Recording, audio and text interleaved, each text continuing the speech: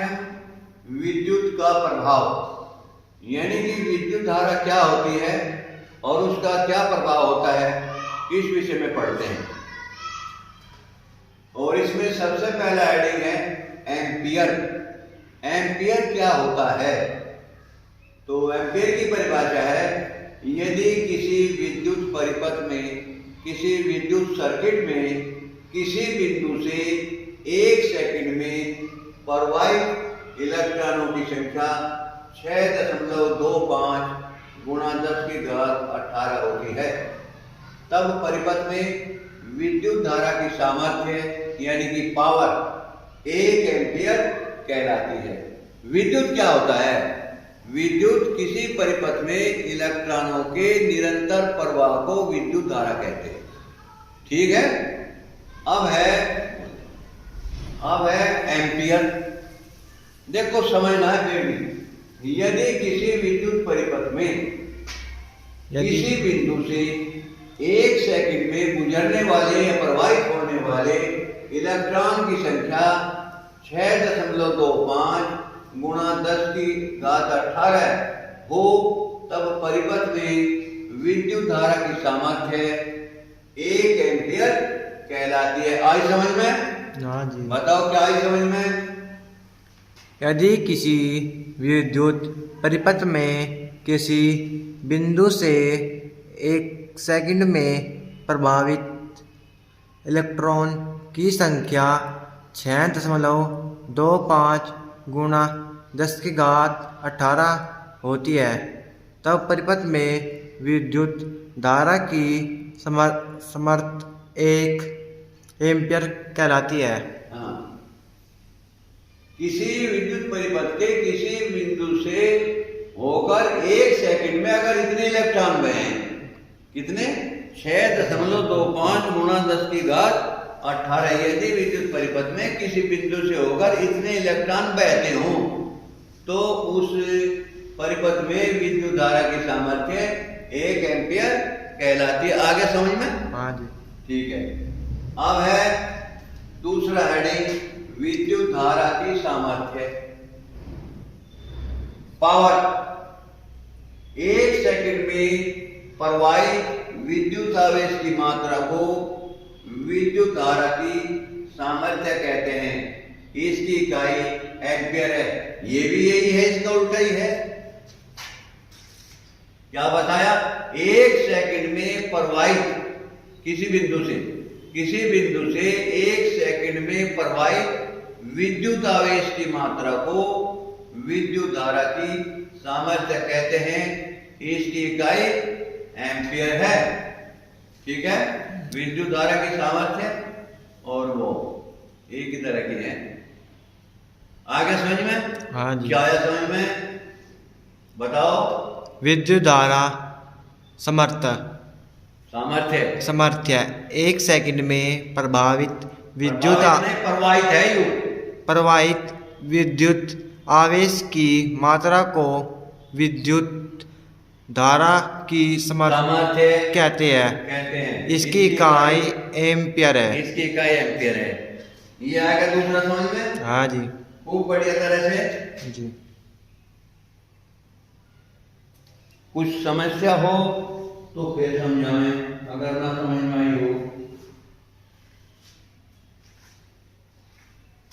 तीसरा नंबर है विभवांतर। विभवांतर के मात्रक।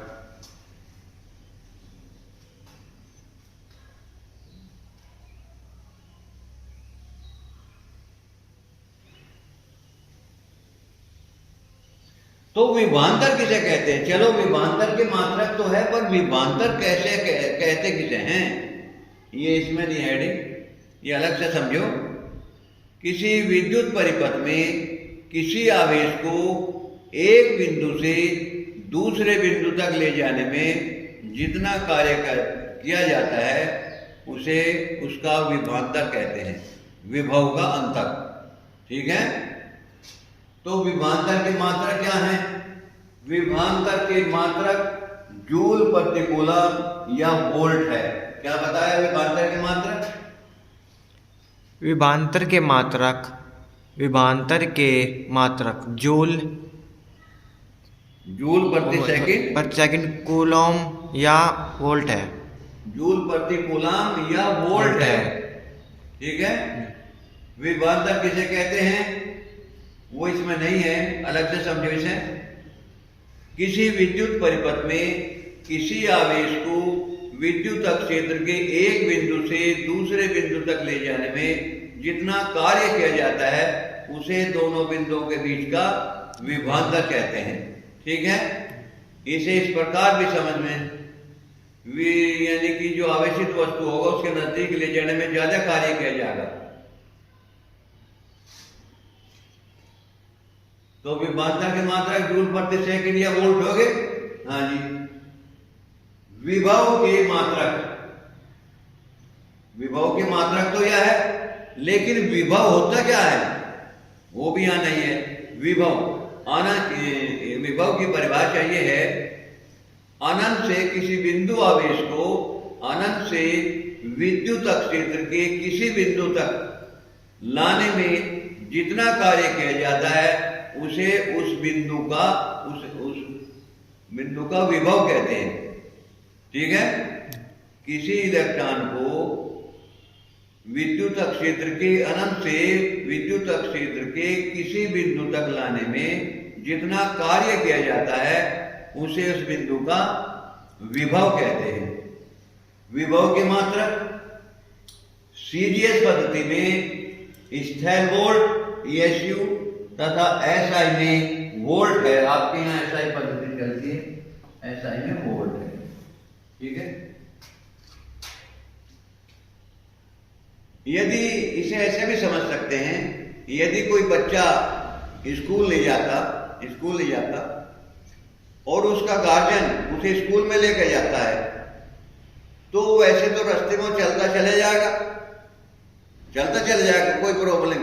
लेकिन जैसे ही स्कूल के गेट में वो घुसेगा तो वो आनाकानी करेगा, फिर उसके गार्जियन को उसका हाथ पकड़ना पड़ेगा। ठीक है। और जैसे ही प्रधानाचार्य के पास जाएगा वो पीछे को हट मारेगा। ठीक है। गार्जियन को उसे वहां तक लाने में कुछ कार्य करना पड़ेगा। जैसे आगे वो हेडमास्टर की कुर्सी के पास को बढ़ता चला जाएगा वैसे ही वो ज्यादा अपने आप को खींचता चला जाएगा। यानी कि ठीक है। तो अनंत से विद्युत क्षेत्र के किसी बिंदु तक लाने में जो कार्य किया जाता है उसे उस बिंदु पर उसका विभव कहते हैं, उस बिंदु का विभव कहते हैं। ठीक है। विभव के मात्रक सीजीएस में स्थैल वोल्ट ESU तथा SI में वोल्ट है।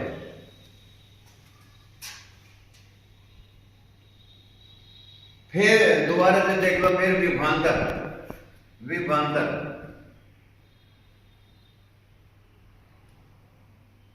दो बिंदुओं के बीच विभवांतर इकाई धनावेश का एक बिंदु से दूसरे बिंदु तक लाने में किए गए कार्य के बराबर होता है। ठीक है। विद्युत क्षेत्र के एक बिंदु से दूसरे बिंदु तक ले जाने में जितना कार्य किया गया उसे दोनों बिंदुओं के बीच का विभवांतर कहें। विभवांतर का मात्रक हमने बताया क्या है, जूल प्रति कूलम या वोल्ट है। अच्छा, अब यह है कि विद्युत क्षेत्र क्या है जी? ये विद्युत क्षेत्र क्या होता है? किसी विद्युत आवेश अथवा आवेश समुदाय के चारों ओर का वह क्षेत्र जहां विद्युत प्रभाव अनुभव किया जा सके विद्युत क्षेत्र कहलाता है।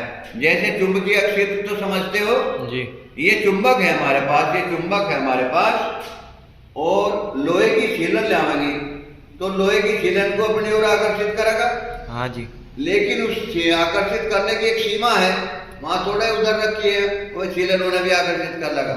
लोहे की छीलन पास लाते चले जहां इसका क्षेत्र आरंभ होगा वहां से एकदम से चिपक जाएंगे लोहे की छीलन से।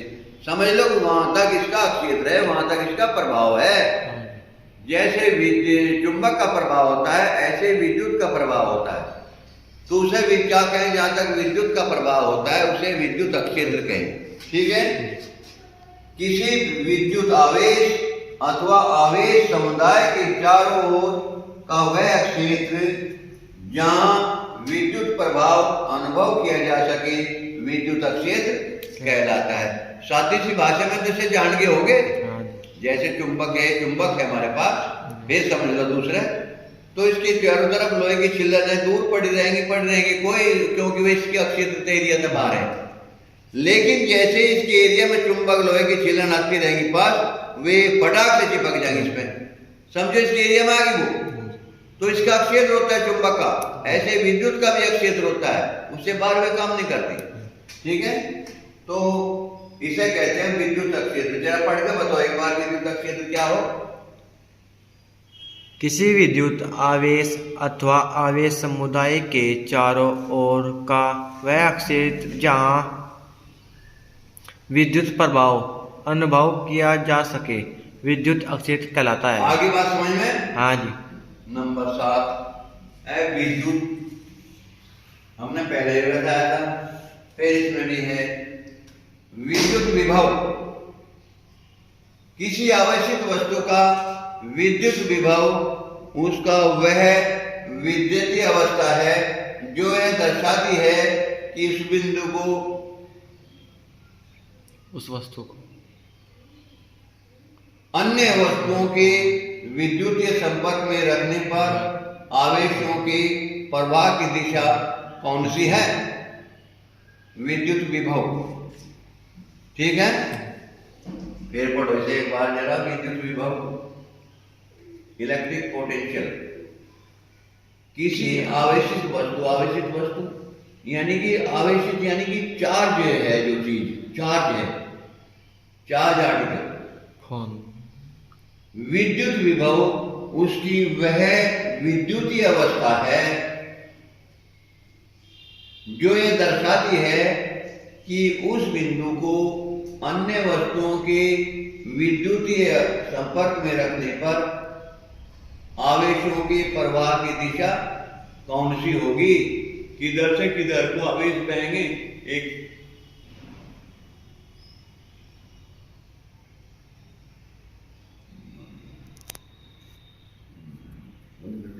अब नेक्स्ट नंबर है 8। एकांक आवेश, यूनिट चार्ज। इकाई आवेश यानी कि एकांक आवेश, इकाई आवेश। एक कूलाम का सहोजी आवेश एक कूलाम का। हमें बताओ, चलो जी बताते हैं। एक कूलाम वह आवेश है जो अपने ही बराबर एवं सजातीय आवेश से हवा या निर्वात में 1 मीटर की दूरी पर रखने पर उस पर 9 × 10⁹ न्यूटन प्रतिकर्षण बल आरोपित करता है। ये है से कूलाम।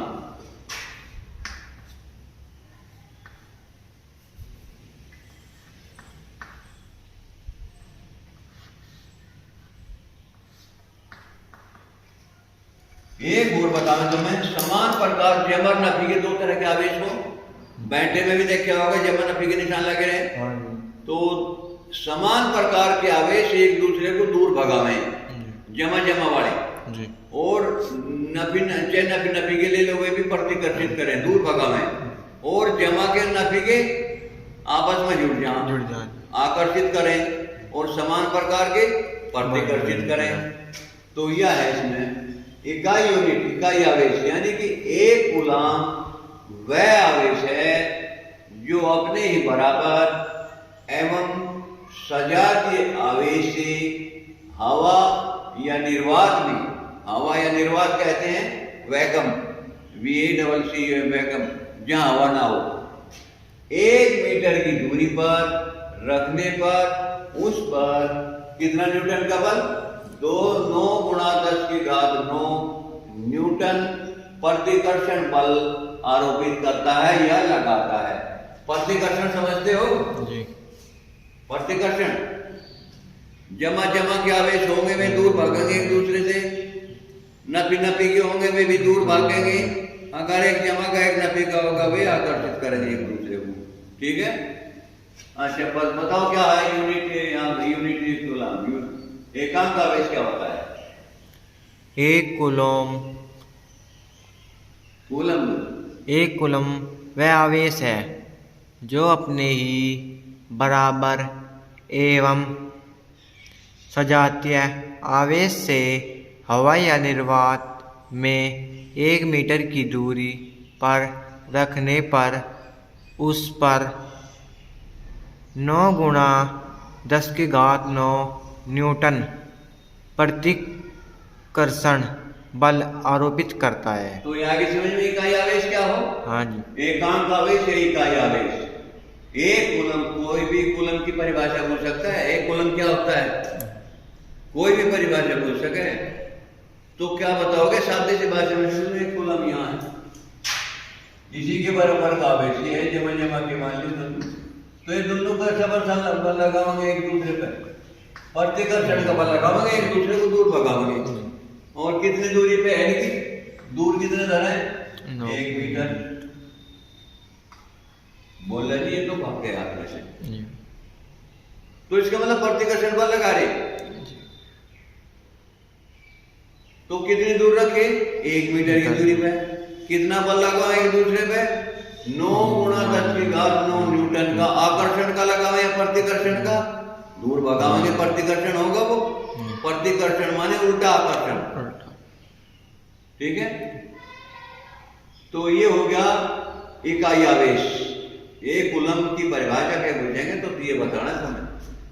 एक कूलम वह आवेश है जो अपने ही बराबर एवं सजातीय आवेश से हवा या निर्वात में 1 मीटर की दूरी पर रखने पर उस पर 9 × 10⁹ न्यूटन प्रतिकर्षण बल आरोपित करता है।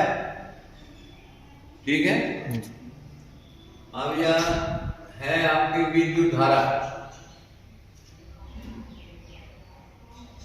क्या है? विद्युत धारा। विद्युत धारा 2 आवेशित चालकों को सुचालक तार द्वारा जोड़ने पर, 2 आवेशित चालकों को सुचालक कैसे हो? जिसमें को इलेक्ट्रॉन धारा बह सके, बिजली बह सके, जिसमें को न सुचालक है। एक सुचालक हो एक कुचालक। जैसे लकड़ी सुचालक है कुचालक। लकड़ी की होमोगे विद्युत धारा नहीं बह सकती, इसलिए वो लकड़ी कुचालक है। तो इसमें क्या बताया? 2 आवेशित, आवेशित माने चार्ज, चालकों को सुचालक तार द्वारा जोड़े जाने पर आवेश उच्च विभव वाले चालक से निम्न विभव वाले चालक की ओर प्रवाहित होने लगता है। ठीक है। जिस पे चार्ज ज्यादा है उधर से, जिस पे चार्ज कम है उधर को भागे। उच्च विभव वाला जिसका चार्ज ज्यादा है, निम्न विभव वाला जिसका चार्ज आवेश कम है। तो उच्च विभव वाले चालक से निम्न विभव वाले चालक की ओर प्रवाहित होने लगता है। इस प्रकार के आवेश प्रवाह को विद्युत धारा कहते हैं। देखो समझ में आई? आई जरा पढ़ के बताओ क्या बताई? विद्युत धारा 2 आवेशित चालकों को सुचालक तार द्वारा जोड़े जाने पर आवेश उच्च विभव वाले चालक से निम्न विभव वाले चालक की ओर प्रवाहित होने लगता है। इस प्रकार के आवेश प्रवाह को विद्युत धारा कहते हैं। आगे समझ में? हाँ जी। ठीक है। अब है विद्युत प्रतिरोध, इलेक्ट्रिक रेजिस्टेंस। प्रतिरोध के रेजिस्टेंस रेजिस्टेंस।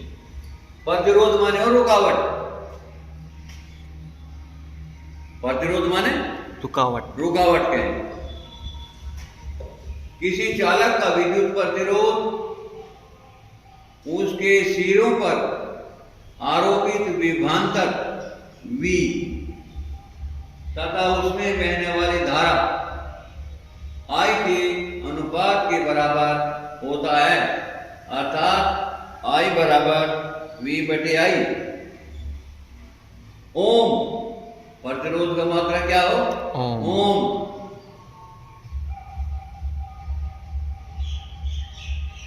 विद्युत प्रतिरोध जरा एक बार फिर पढ़ो, पढ़ के बताओ जरा। किसी चालक का विद्युत प्रतिरोध, किसी चालक का विद्युत प्रतिरोध उसके सिरों पर आरोपित विभवांतर V तथा उसमें बहने वाली धारा I के अनुपात के बराबर होता है, अर्थात R बराबर V/I ओम। ठीक है। R से दिखावें, R माने रेसिस्टेंस हो, अंग्रेजी में रेसिस्टेंस के प्रतिरोध को, ठीक है, बराबर V/I, ठीक है, ओम। प्रतिरोध का मात्रक, प्रतिरोध को कैसे नापे? इसका SI मात्रक ओम है। क्या है? ओम। इसका संकेत क्या है? संकेत क्या है इसका?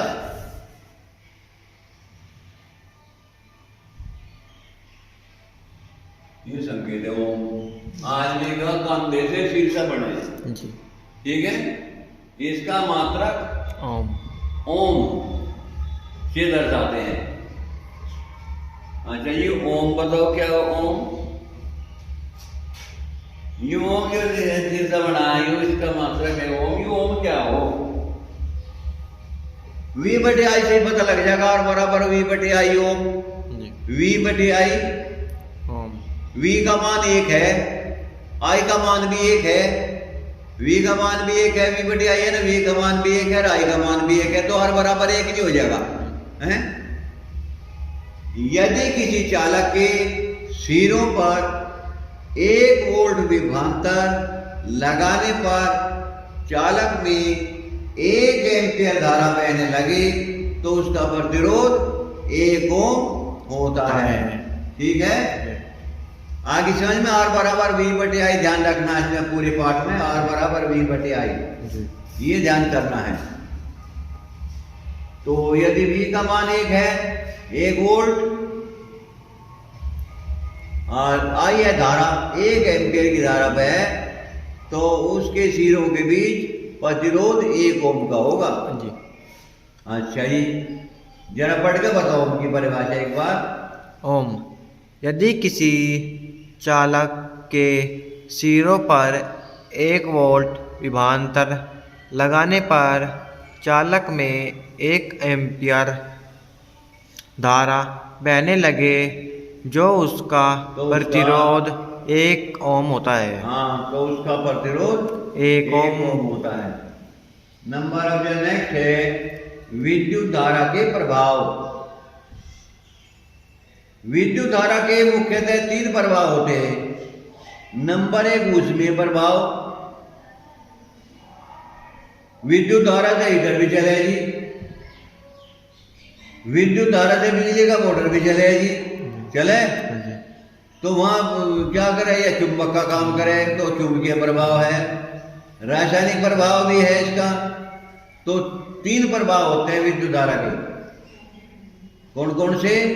नंबर 1, ऊष्मीय प्रभाव, नंबर 2, रासायनिक प्रभाव, और नंबर 3, चुंबकीय प्रभाव। आगे तीनों समझ में, जरा पढ़ के बताओ कौन कौन से प्रभाव हैं। विद्युत धारा के प्रभाव। विद्युत धारा के मुख्यतः 3 प्रभाव होते हैं। पहला, ऊष्मीय प्रभाव। नंबर 2, रासायनिक प्रभाव। नंबर 3, चुंबकीय प्रभाव। विद्युत धारा के ऊष्मीय प्रभाव के अनुप्रयोग। विद्युत धारा के ऊष्मीय प्रभाव के अनुप्रयोग। इस प्रभाव का अनुप्रयोग हीटर प्रेस, गीजर, ओवन यानी कि चूल्हा आदि में किया जाता है, ठीक है। ये तो हीटर क्यों चल रहा? वहां पे बिजली जा रही, पंखा क्यों घूम रहा? बिजली से वहां पे बिजली जा रही, पंखा बढ़ क्यों नहीं रहा? हीटर घूम क्यों नहीं रहा? उसके अलग अलग प्रभाव, अलग अलग सेटिंग है। जरा पढ़ के बताओ विद्युत धारा के उसमें प्रभाव के विद्युत धारा के उसमें प्रभाव के अनुप्रयोग। इस प्रभाव का अनुप्रयोग हीटर, प्रेस, गीजर, ओवन आदि में किया जाता है। ओवन क्या है? चूल्हा, गैस। नंबर 16, नंबर 9, विद्युत धारा के रासायनिक प्रभाव के अनुप्रयोग। 3 प्रभाव थे ना, तीनों के देखेंगे रासायनिक प्रभाव। जोर से बोलियो। इस प्रभाव का अनुप्रयोग मुख्यतः विद्युत अपघटन में संचालक सेल की आवेशन, विद्युत लेपन, धातु निष्कर्षण व धातु शोधन में किया जाता है। बिजली का काम कहाँ है? बिजली का प्रभाव ये बता दे। एक तो पानी गर्म करने में, हीटर में, चूल्हे में ये यहाँ इस्तेमाल हो। फिर रासायनिक प्रभाव देखा तुमने, 3 पे गाड़ी जितने भी होते हैं उन पे कितने बढ़िया बढ़िया हो रहे, कितना बढ़िया पेंट है, उतरता भी नहीं। तो वो कैसा प्रभाव है? रासायनिक प्रभाव है। विद्युत लेपन कैसे? सेल के आवेशन, इसमें सेल हो, चलो तुम्हारे यहाँ बैठ रहा है, उसमें थोड़ा सा तेजाब डाल के उसमें बिजली प्रभावित करता है, वो आवेशित हो जा, वो रासायनिक प्रभाव है। धातु निष्कर्षण, जब इसमें से किसी पृथ्वी में से कोई धातु निकाले जा, सोना, चांदी, तो धातु निष्कर्षण में भी विद्युत का प्रयोग किया जाता है रासायनिक रूप से। वह धातु शोधन, धातु को शुद्ध करने में। ठीक है। आज यह नेक्स्ट है विद्युत धारा के चुंबकीय प्रभाव के अनुप्रयोग। विद्युत धारा का चुंबकीय प्रभाव जी हमारे बिजली के मोटर में है, ये हमारे ट्यूबवेल में दया। विद्युत धारा के चुंबकीय प्रभाव के अनुप्रयोग, उससे जैसे तुमने बटन दबाया, मोटर चालू होगा, चुंबक बन जा, उसमें कृत्रिम चुंबक बनती है वो। ठीक है, बिजली जाने से भी कृत्रिम चुंबक बनी उसकी, और फिर उसने काम करना आरंभ कर दिया। तो इस प्रकार इस प्रभाव का अनुप्रयोग पंखा, आटा चक्की, रेल इंजन, मिक्सी, विद्युत घंटी, टेलीफोन एवं बड़ी बड़ी मशीनों को चलाने में होता है। एक बात तो बताओ, हीटर जो है, हीटर में भी बिजली गई, पंखे में भी बिजली गई। हीटर घूमता क्यों नहीं, पंखा बढ़ता क्यों नहीं जी? बिजली से बढ़ जा। जी उनका सेटिंग है अलग अलग, क्योंकि एक ऊर्जा को दूसरी ऊर्जा में बदलने का सेटिंग है, करा जाता है ऐसे। तो ये विद्युत धारा का चुंबकीय प्रभाव है। अच्छा, घरेलू विद्युत। घरों में 220 वोल्ट की प्रत्यावर्ती धारा, जिसकी आवृत्ति 50 हर्ट्ज होती है, का प्रयोग होता है। कितने वोल्ट की धारा हो घरों में? 220 वोल्ट की। 220 वोल्ट की कैसी धारा हो? प्रत्यावर्ती। आवर्ती कितनी हो? 50 हर्ट्ज। अब नंबर नेक्स्ट है प्रतिरोधों का श्रेणी क्रम में संयोजन। प्रतिरोध लगा मैं वहां। इस प्रकार के संयोजन में सभी प्रतिरोधों की बहने वाली धारा एक समान होती है श्रेणी क्रम में, लेकिन अलग अलग प्रतिरोधों के सिरों पर विभवांतर अलग अलग होता है। संयोजन का तुल्य प्रतिरोध सभी जोड़े गए प्रतिरोधों के योग के बराबर होता है। अर्थात तुल्य प्रतिरोध R1 ओम जमा R2 ओम जमा R3 ओम बराबर जितना जुड़ का होगा 5 जमा 3 जमा 5 जमा 3 जमा 8 5 या 3 8 जमा 8 बराबर 16। तो तुल्य प्रतिरोध सारे प्रतिरोधों के जोड़ के बराबर होता है। ठीक है। नेक्स्ट है प्रतिरोधों का समांतर क्रम में संयोजन या जोड़ना। समांतर क्रम में और श्रेणी क्रम में बताएंगे अलग से। इस प्रकार के संयोजन में प्रत्येक प्रतिरोध के सिरों के बीच विभवांतर समान होता है, लेकिन अलग अलग प्रतिरोधों से प्रभावित धारा अलग अलग होती है। किसी प्रतिरोध से प्रवाहित धारा उसके प्रतिरोध के व्युत्क्रमानुपाती यानी कि उल्टे अनुपात में होती है। संयोजन के तुल्य प्रतिरोध का व्युत्क्रम यानी कि उल्टा, पृथक पृथक यानी कि अलग अलग प्रतिरोधों के व्युत्क्रमों उल्टा के योग के बराबर होता है। अर्थात 1/R बराबर 1/R1 जमा 1/R2 जमा 1/R3। R का मतलब समझते हो? प्रतिरोध, रेसिस्टेंस। प्रतिरोध कैसे लिखा करें? इसके चित्र में देखोगे ऐसे लिखा करें प्रतिरोध, ये तार में बीच में जोड़ दें जी, ठीक है। रेसिस्टेंस से R से लिखें। नंबर नेक्स्ट, किसी प्रतिरोध में अक्षीयत अथवा उपमुक्त ऊर्जा को इस प्रकार व्यक्त किया जाता है। W बराबर V गुणा I गुणा T, वोल्टेज गुणा धारा गुणा समय। W बराबर V गुणा IT VIT, W बराबर VIT, ठीक है। नंबर नेक्स्ट, विद्युत ऊर्जा का व्यापारिक मात्रा किलोवाट घंटा, KWH देखें इसे, किलोवाट घंटा है। 1 किलोवाट घंटा बराबर इसने जूल बराबर 3.6 गुणा 10 की घात 6 जूल।